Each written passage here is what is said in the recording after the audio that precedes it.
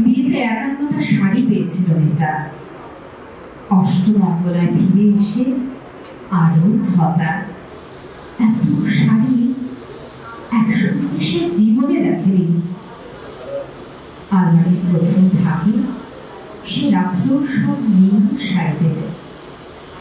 হালকা নীল একটাকে জড়িয়ে ধরে বলল, তুই আমার আকাশ। দ্বিতীয় ভাগে রাখলো সব গোলাপিদের। একটা গোলাপিকে জড়িয়ে সে বলল, তোর নাম অভিমান।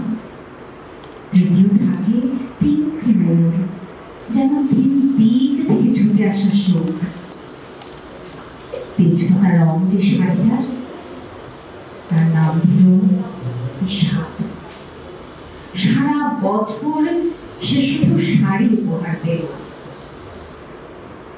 এত শাড়ি সে কি করে এক জীবনে পড়বে? কিন্তু বছর যেতে না যেতেই ঘটে গেল সেই ঘটনাটা। সন্ধ্যের মুখে মেয়েটি বেরিয়েছিল স্বামীর সঙ্গে চাইনিজ খেতে। কাপড়ে বুক বাঁধা 3টি ছেড়ে এসে দাঁড়ালো। স্বামীর তল পেটে ঢুকে গেল 12 ইঞ্চি, ওপর থেকে নিচে, নিচে নেমে ডান দিকে যাকে বলে পড়ে রইল খাবার। জিভে থেকে তখন ধোয়া উঠছে। এর নাম রাজনীতি, বলেছিল পাড়ার লোকেরা। বিয়েতে 51টা শাড়ি পেয়েছিল মেয়েটা। অষ্টমঙ্গলায় ফিরে এসে আরো 6টা। একদিন দুপুরে শাশুড়ি ঘুমিয়ে সমস্ত শাড়ি বের করে 6তলার বারান্দা থেকে উড়িয়ে দিল নিচের পৃথিবীতে। শাশুড়ি পরিয়ে দিয়েছেন তাকে সাদা ধান। 19 বছরের একটা মেয়ে, সে একা। কিন্তু সেই ধানও এক ঝটকায় খুলে নিল 3জন।